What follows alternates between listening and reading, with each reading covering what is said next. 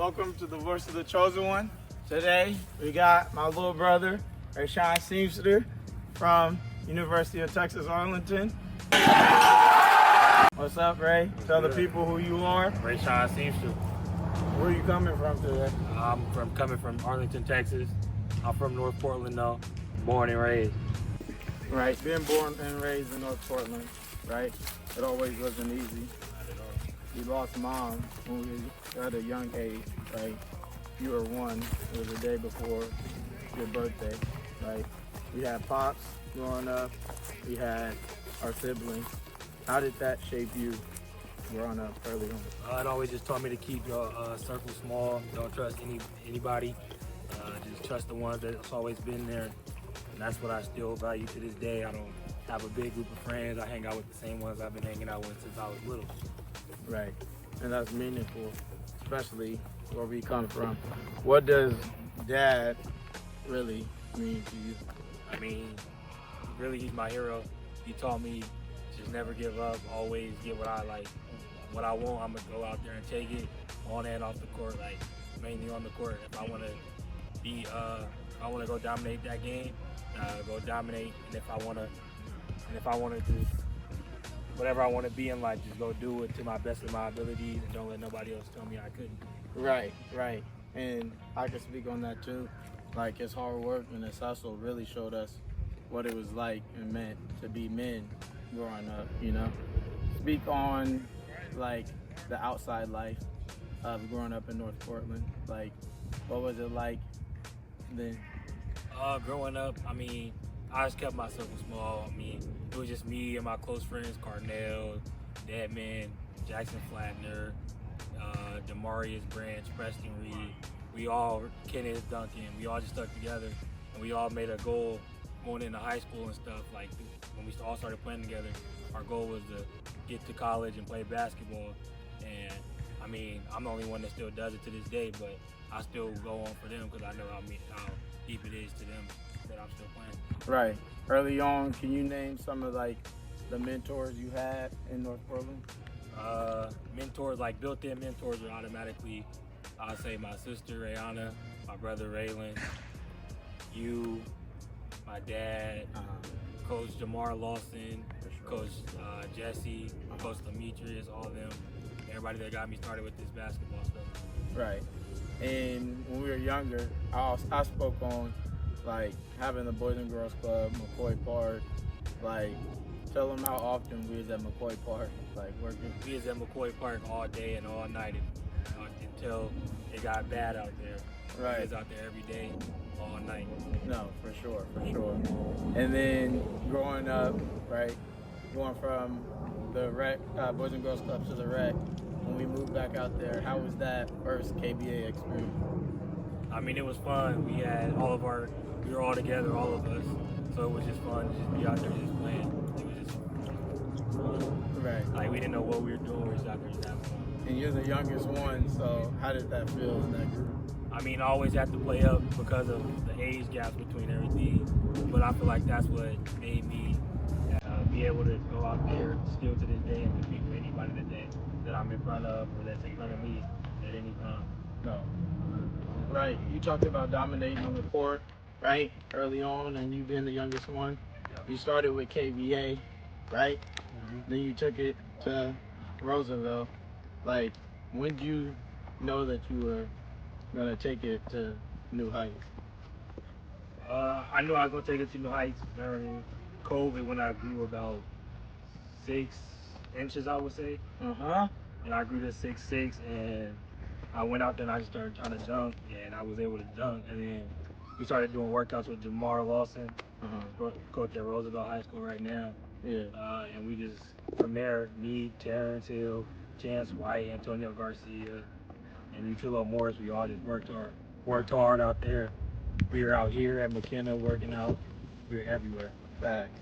These workouts at McKenna used to be hard, even during our upbringing. So we know how that is. We used to be out here, we didn't even have a court for real, right?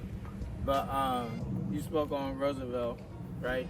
That rise and being from junior year, from sophomore to junior year, right? And being highly ranked How did that feel? I felt good because a lot of people in like middle school, they didn't think I was gonna be that good. I wasn't really the talk of the city or nothing. And then my junior year, when I came out and after I grew to 6'6", I started turning a lot of heads. We played against some of the best competition down here in Oregon, and Marquise Cook and Lamar Washington, and I was able to hold my own. And from there on, it was just everybody was starting to believe. And then I was able to go on and play in the EYBL circuit, and there I picked up a few good offers. And then after that, I got hurt, so it was just. And then that's when everybody else started going back down. Oh, he's not going to be as good when he comes back from an injury, blah, blah, blah, all that. So it was just more motivation to come back quicker and even better than what I was before. Right, right. And you spoke on a little bit of what I was about to bring up. Putting Roosevelt back on the map, first off, how did that feel? It felt good. My first 2 years at Roosevelt, I was on JV, and the varsity team was barely making the playoffs. Like, they was fighting for that last spot every year. So my junior year, when I got the guys like Terrence Hill, Utrillo, Chance White, Antonio, Donatello, and all them, we set our goal up in COVID that we were going to be one of the best teams to come out of Oregon, and I think we did that. Roosevelt wasn't really thought of to be like a big school in the PIL, but now everybody wants to come and be a part of Roosevelt. Right, and having that true north mindset, right, and that motto.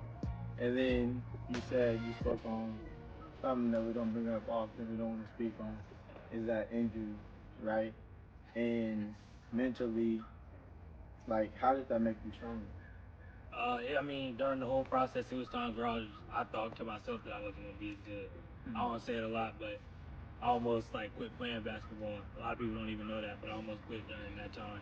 But y'all, my siblings and my dad, they told me to keep on going even after that. So it was just motivation from them, constantly just reminding me that I'm gonna be back better than ever, and I'm gonna prove everybody wrong. Right, and that's the main thing is motivation and having those people in your corner that's gonna motivate you. And you had that most definitely in all of us, and you still do to this day, right? And then you were able to get some offers, pick up some offers, and then have those offers taken away, right? Yeah, And we were sitting there, right? We were there together throughout that whole process. Like, what was your mindset then? Once the offers got pulled, I was thinking to myself like, damn, everybody gave up on me. But I want to say shout out to Coach Cameron Turner, Chris Martin, and Eastern Arizona for giving me another shot. Right. And I want to say shout out to them too.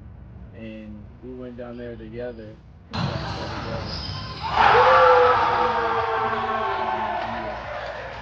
to go back, right?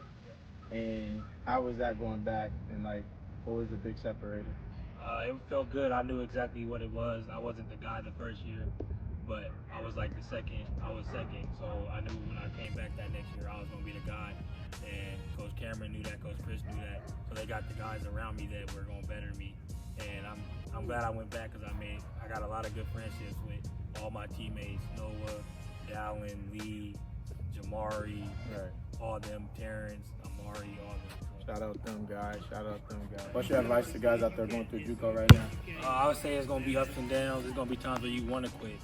It was times I wanted to just be like, damn, I'm done. Like, but I didn't because I had the people in my corner.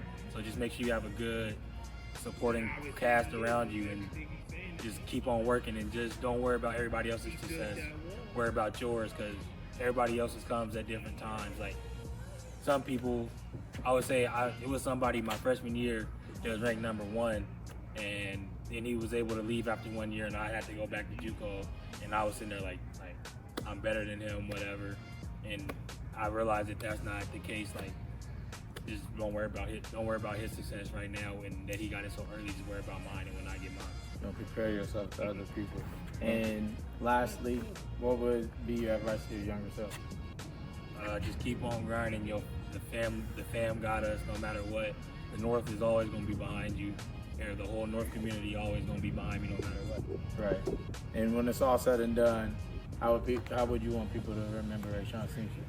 As a great person first. I mean, basketball would be fine as they know me as a NBA All-Star or whatever, but I just want to be known as a great person. Right.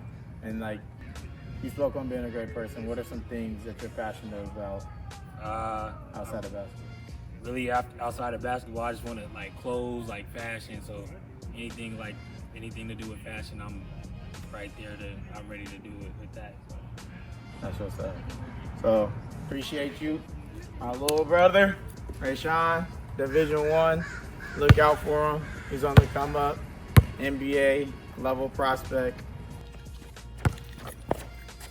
That's it from the voice of the chosen one.